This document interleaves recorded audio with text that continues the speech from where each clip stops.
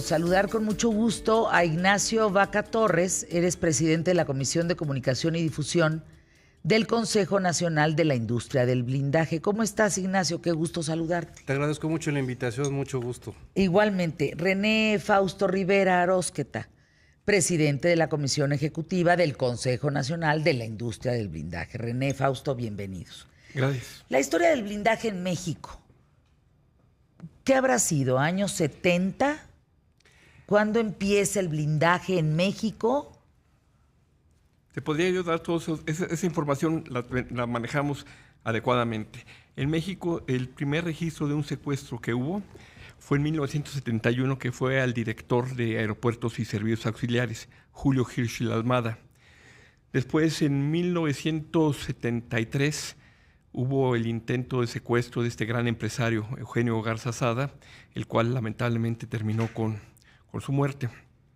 Hubo también el secuestro del cónsul de Guadalajara, el cónsul de Estados Unidos en Guadalajara, en 1973. Después, en 1976, en 74 hubo el secuestro del político Rubén Figueroa Figueroa, que era candidato al gobierno del estado de Guerrero. En 76 hubo por Lucio Cabañas exactamente. Y Genaro Velázquez y todo este grupo exactamente, de la guerrilla que estaba en el estado de Guerrero. Y luego en 76 hubo el intento de secuestro de Margarita López Portillo allá en la colonia Condesa, el cual fue frustrado por los escoltas de ella. Entonces yo te podría decir que básicamente la historia del blindaje en México es que sí hubo hechos, pero que eran pocos, de muy alto impacto y del secuestro de mucho dinero.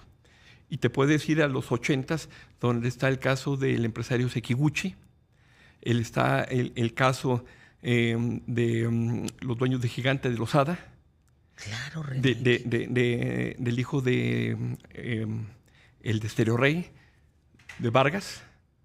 Joaquín Vargas. De Joaquín Vargas también se fue secuestrado. Y luego en 94 está el secuestro de este también gran empresario, Harpelú. Ahora, haciendo este recuento, fíjense, entre estos nombres, o sea, el secuestro era para empresarios que tenían mucho dinero para cobrar ese dinero. ¿Es correcto? Es correcto. Podríamos decir, eran pocos casos de muy alto impacto y de mucho dinero. Pero no la sociedad en general. No, la sociedad en general no. Esto cambia, Fernanda, a partir de lo que se llama el error de diciembre, que afecta la economía. ¿94? Ajá, pero esto se ve reflejado en 95, 96, básicamente, hasta llegar en su pico en 1997. Y te pongo varios ejemplos. En 1995 empieza a aparecer, y tú lo debes recordar, y el auditorio que nos escucha amablemente lo debe recordar también, que tú estabas en un semáforo y llegaban, te aventaban una bujía, una piedra, te rompían el vidrio y se llevaban la bolsa. Sí. ¿No? Entonces, ¿cuál era la contramedida de seguridad? Poner la película.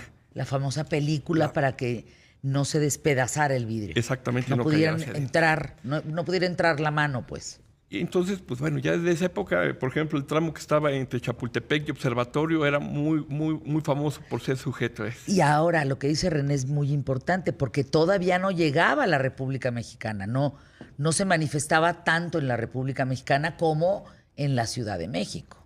Entonces, fíjate cómo va derivando todo esto. Después, en el 96, 97, ¿qué es lo que pasa yo insisto, ante esta crisis financiera que afecta, repercute en los demás estratos?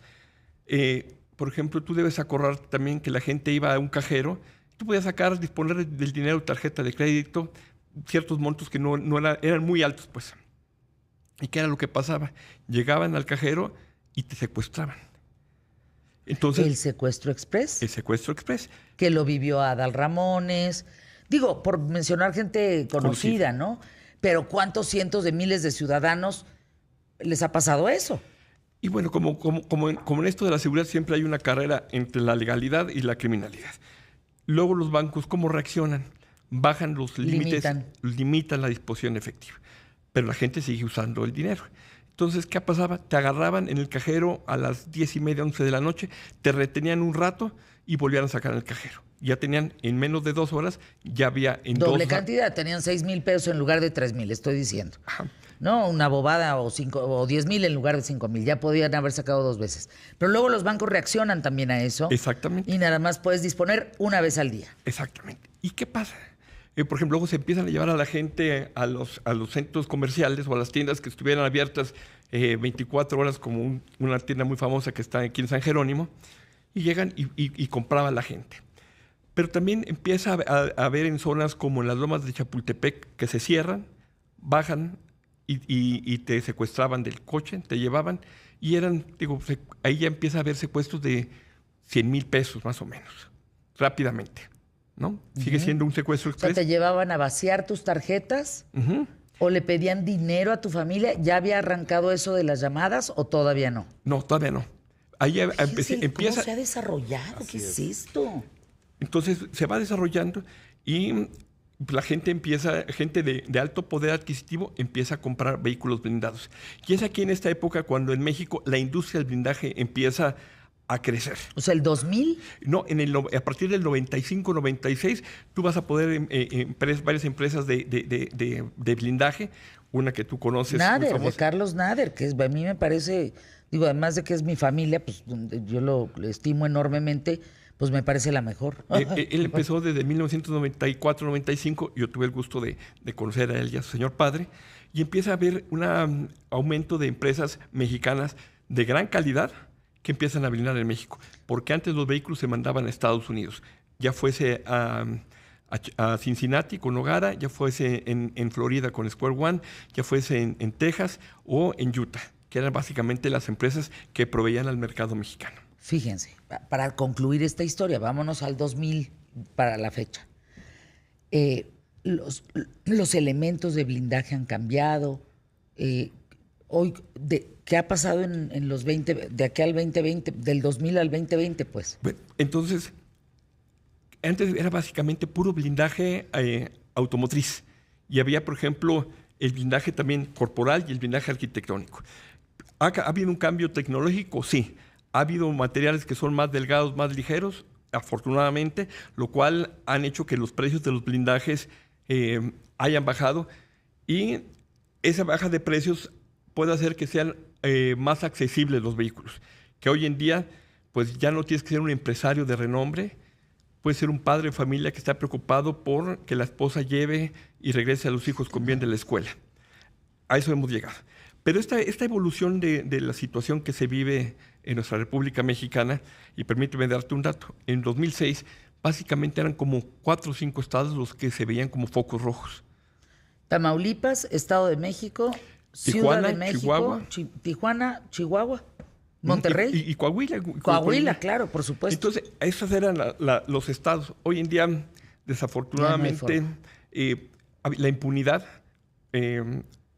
ha hecho que la delincuencia siga creciendo.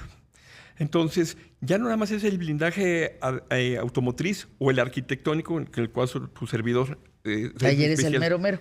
Es mi especialidad. De casetas, por ejemplo. Cuartos de pánico, fachadas blindadas, puertas blindadas. Y no nada más eso, ya también deriva en antivandálico. Por ejemplo, la empresa que dirijo fue la empresa que se encargó de hacer las protecciones para las puertas de Palacio Nacional, Puerta Mariana, de Honor y la Central. ¿Qué tal? No, porque tú recordarás que en 2014... no, bueno. En 2014, el 20 de noviembre de 2014 fue que dañaron la Puerta Mariana. Y después la mandaron blindar. Y se fabricaron unas protecciones para que se pudieran estar guardados adentro del Palacio Nacional y si prevén que haya un disturbio, en 8 minutos lo sacan y las protegen la puerta contra cualquier acto de vandalismo. Ay. A ver, Claudia Sheinbaum hizo un video diciendo que el día que tomó posesión en su oficina, que estaba blindado aquello, que cómo era posible. La oficina que había sido de Marcelo Ebrard, de Miguel Ángel Mancera. Pues es que es obvio que tenga que estar blindado, ¿no? O sea, no es... Es decir, me pareció que lo de Claudia fue exagerado porque Pues son los jefes de gobierno. Me merece todo mi respeto la jefa de gobierno, pero yo creo que lo que sacaron, la puerta esa que sacaron o una ventana, no era blindada porque la podían cargar entre 3 gentes. Algo blindado para el tipo de perfil del funcionario público es mucho más pesado. Y claro, yo estoy de acuerdo en que nuestros gobernantes tienen que blindar. Yo por eso estoy de acuerdo en que nuestro señor presidente tenga que usar el avión presidencial o algún otro avión que tenga la flota aérea de la Guardia Nacional, que en él se pueda hacer sus traslados, porque su investidura, porque si algo le pasa a él, nos afecta a todos nosotros. Sí, es irresponsable no hacerlo. La verdad es irresponsable, señor presidente. Usted es el presidente de México, no es cualquiera de nosotros. Y exactamente, y nos merece, hayamos o no votado por él. No, que no le pase nada, nada más falta que le pase algo, porque entonces ahora sí nos carga el... En fin... Ahora. Y entonces, que se ha venido diversificando el blindaje. Por eso en el Consejo tenemos el área de lo que es el blindaje corporal. Es que ya viene la ropa. Exactamente, lo cual él puede... A ver, déjame ir a una pausa, por favor, Ignacio, y vuelvo contigo con la ropa, con el blindaje en la ropa. ¿Se dan cuenta cómo empezó en el 71? Casos aislados hasta el 90. Viene el error del 94 y ahí es donde se dispara 95, 96 y en 2000 ya no son empresarios ricos. A partir del 94 ya no son empresarios ricos, ya no son casos aislados, ya es a través de cajeros, de cuchillos, de navajas, de pistolas, las pistolas cada vez más... Y la delincuencia cada vez más agresiva. Antes te robaban y te decían, dame las cosas, y tú las dabas y ya. Hoy en día te acuchillan, te violan, te golpean, desafortunadamente. Y un último dato. A finales de los 80 había en la República Mexicana un parque vehicular aproximadamente de 500 vehículos blindados. Hoy hay un parque vehicular, el cual solo a partir de 2008 ha sido registrado, pero estimamos en el Consejo que debe haber alrededor de 100,000, entre 70,000 y 95,000 vehículos blindados. ¿Qué? ¿De obviamente, 500 a 70,000, 100,000 hoy en día? Sí, claro. Porque no hay, obviamente, te reitero que solo a partir de 2008 a la fecha, por disposición oficial, hay un censo de los vehículos y el que hay nivel de blindaje. Anteriormente no era exigible. Spots QTF, ¿qué es esto? Ignacio Vaca Torres, te saludo con mucho gusto. ¿Qué te significa, como presidente de la Comisión de Comunicación y Difusión del Consejo Nacional de la Industria del Blindaje, que el censo actual de coches sea de casi 100,000 coches blindados en México? Bueno, son cifras escalofriantes, es algo que verdaderamente nos pone tensos, nerviosos y obviamente preocupados en ese tipo. Pero no nada más es esa cifra la que yo te diría que también es escalofriante. Cifra escalofriante realmente es decir que tenemos 92 muertos diarios en el país. Eso es escalofriante. ¿92 muertos diarios? Y son datos del INEGI, son datos del Sistema Nacional de Seguridad, los cuales son reportados. Entonces, hoy van a morir 92 personas por un asunto de la delincuencia, ¿es lo que estás diciendo? Sí. O sea, no por enfermedad. No por enfermedad, es por delincuencia. En manos de la delincuencia organizada, ¿hoy mueren 92 personas? No te podría decir que nada más solamente en la mano de la delincuencia organizada, simplemente en toda la delincuencia de cualquier tipo, de cualquier forma. Sí, organizada no queda claro. Es algo que es impresionante, porque si me dijeras es un tema de delincuencia organizada, bueno, estamos hablando de que hay un punto muy específico que hay que atacar, ¿no? ¿De cuándo? Aquí estamos hablando de robo a transeúntes, también existen los robos a automóviles, que también hay muertes. Hay muertes. Todo eso es lo que conforma a este dato. Entonces, eso ya lo vuelve todavía mucho más preocupante. Queda claro. Ahora, nosotros alimentamos, ¿qué tal Fernanda alimenta Internet? Nosotros no nos alimentamos de Internet. Entonces, ¿por qué está siendo el crimen, o sea, por qué la delincuencia está siendo tan macabra, tan inhumana? Antes lo que decía René, robaban y dame tu reloj, váyase señor, ¿no? Deme su coche, señora. Aquí está el coche. Váyase. Te dejaban vivir. Hoy no te dejan vivir. Hoy te matan. Hoy matan a hombres, mujeres, niños. De una manera tan simple como, pues eso, con carta abierta. Y antes, ¿por qué se ha vuelto el crimen así? Yo digo que porque pueden, pero ¿cuál es tu punto de vista? ¿Quién los deja? Yo te diría que es parte del sistema penal acusatorio nuevo. Quizás no hemos encontrado el punto más alto donde pueda manejarse perfectamente bien esto. O sea, es decir, la policía hace su parte, los sistemas de justicia hacen la suya, o a lo mejor no existe una buena comunicación. Ahora, yo te diría que, por otro lado, sí existe una evolución en la sociedad que no ha sido tampoco muy benéfica. Existe una descomposición. La mayor institución que existe en este país no depende del gobierno, se encuentra en la casa y es la propia familia.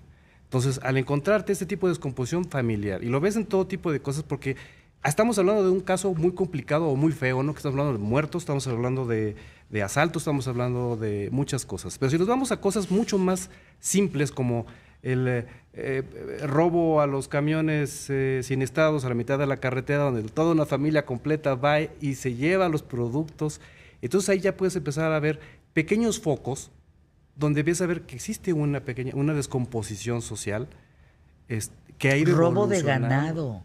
Y es algo terrible. Sí, aquí estamos hablando de pistolas, pero hay robo en todos lados. Entonces aquel copetudo Enrique Peña Nieto tenía la razón, porque entonces el robo es cultural, o sea, la corrupción es cultural. De alguna manera sí nos hemos formado dentro de este tipo de cultura. O sea, el que no tranza no avanza. Y ha sido grave eso. O sea, es algo grave, Es ¿no? que, a ver, ¿tú qué estás en qué tal, Fernanda? Ellos son expertos en blindaje. Cuando tú estás hablando que de 500 coches ha crecido a 100,000, dices, ay, espérame tantito. O sea, déjame, así mira, como cuando le haces a los ojos así, te vas como condorito para atrás. ¿Qué están diciendo? Mira, por ejemplo, antes de lo que mencionaba y ahorita Ignacio, yo creo que va desde mucho antes. ¿Qué es lo que pasa? ¿Cuántos delitos hay? ¿Cuántos policías contados? ¿Aquellos policías tienen la capacitación o tienen el equipo para responder? Sí. Y si tú te podrías dar cuenta, Fernanda, yo lo veo, que la delincuencia se ha vuelto más agresiva. ¿Por qué? Quizá algunas series de televisión pueden influenciar, pero hoy en día es... Seguro sí, ¿eh? Pero yo te puedo decir, es un tema que yo vengo manejando desde hace muchos años, desde 1990. La impunidad es uno de ellos. La delincuencia hoy en día, te puedo decir desde mucho antes, desde los 2000, cuando te asaltaba, te robaba, todo, era hacer sentir tu esfuerzo, todo lo que has hecho con tu esfuerzo, con tu sudor, yo con una pistola te lo quito en un momento. Hoy sigue siendo lo mismo, pero hoy son más agresivos, porque quieren a lo mejor de que no quede huella, que no los identifiques. Por eso pienso yo que también son más agresivos, más... ¿Tú crees que más sea viles. eso? ¿Te acuerdas tú el caso de 2004, perdón, de los jóvenes cuando se hizo la Marcha de la Paz? Sí. Que eran 2 jóvenes españoles que acabaron en un basurero en el Estado de México. Y ahí la sociedad dijo, ya basta. Pero desafortunadamente nos vamos acostumbrando a estos temas. Si tú te vas a principios de los 80, cuando hubo entre 13 muertos o 20 muertos en el río Tula, fue un escandalazo que salía en los periódicos y la gente hablaba de eso. Y era algo que no se había visto en México, 13, 20 muertos en el río lo Tula. Que estamos viendo de Abril, de Fátima, de... Vete a 2010 San Fernando. Las gentes que estaban ahí, claro, pero hoy en día, como digo, son más agresivos, más viles, más bajos. Ahora, ¿qué necesidad tienen de matar a esta niña y torturarla y hacerle lo que le hicieron? Pregunta. ¿Es más la influencia de la droga en niveles más duros? Duros no es la palabra, pero es decir, drogas químicas, la ingesta de esto que los hace más agresivos? Yo pienso en lo personal, yo pienso que va por el tema más bien en otro sentido. Hace rato mencionaba Ignacio acerca de la familia. ¿Cuántas mamás no saben que sus hijos están haciendo cosas indebidas y porque llevan dinero a la casa lo toleran, lo permiten, en lugar de decirle, no hagas eso? ¿No? Claro que las drogas hoy en día son más accesibles, hay mucha droga sintética. Es que la mayor parte de los delincuentes que por lo menos están en la cárcel, muchos de ellos estaban bajo el influjo de una droga, la influencia de una droga. Y ellos han dicho, y están en las declaraciones, yo lo maté porque pues, se me pasó la mano. Se valentonaron en ese momento porque traían algo adentro. Antes no se tocaba a niños. No. Los niños eran sagrados. Bueno, nosotros como medios de comunicación, déjenme nada más contarles ahora esta parte rápida. Nosotros teníamos prohibido, y yo me sigo prohibiendo eso, después de 35 años de trabajar en los medios. Nosotros teníamos prohibido decir que había un secuestro. O sea, pongo el ejemplo de cualquiera de ellos para no... Si tú sabías que habían secuestrado a Garza, estoy diciendo X, tú no podías decir nada en el programa, nada en tu noticiario. Yo arranqué en noticias. Y no podías porque era muy seguro el riesgo de que lo mataran. Así es. Porque se iban a asustar de ver que la información ya estaba en medios de comunicación. Hoy por hoy, a mí me hablaron para la niña Paulette, me habló Fabián y me dijo, dalo a conocer. Le dije, de ninguna manera. Conmigo no cuentes. Yo no voy a dar a conocer el caso de la niña Paulette. Porque si yo digo que Paulette está secuestrada, es muy seguro que la maten. No porque yo lo diga, porque así funciona desde entonces. Se fue a TV Azteca, abrieron los micrófonos, abrieron las cámaras y empezó todo el jolgorio de la niña Paulette. Pero nosotros medios no podíamos hablar de eso. Nosotros medios no podíamos meternos con las amantes ni los hijos de un narcotraficante, porque entonces sí nos mandaban matar. O sea, había ciertas cosas que todavía resguardábamos en ese sentido. Jamás pensar en sacar las imágenes de Abril. ¿Cómo crees? ¿Cómo crees? De ninguna manera. Y hoy se sacan. Y hoy se hablan de secuestros. Y ya no nos asustamos. Ya no se asustan. Hoy ya no es la niña Paulette, ya es la niña Fátima, ya es la niña... Esto es una locura. Pero además ha crecido en muchos sentidos. O sea, el acceso... Estás hablando del acceso a una droga. Ahora el acceso a las armas, que es otro tema también muy complicado. Y lo vemos todos los días. Y nosotros que nos dedicamos a la parte de blindaje corporal, por ejemplo, decimos, es increíble. Yo te puedo platicar... Tengo un minuto. Yo empecé... Estamos en 1996, más o menos, cuando empecé a fabricar el tipo de blindaje corporal. En aquel entonces... O sea, los chalecos. Los chalecos blindados solamente lo usaba la policía. Claro. La gente normal no usaba. Y no todas las policías. Tampoco había tantas armas en la calle.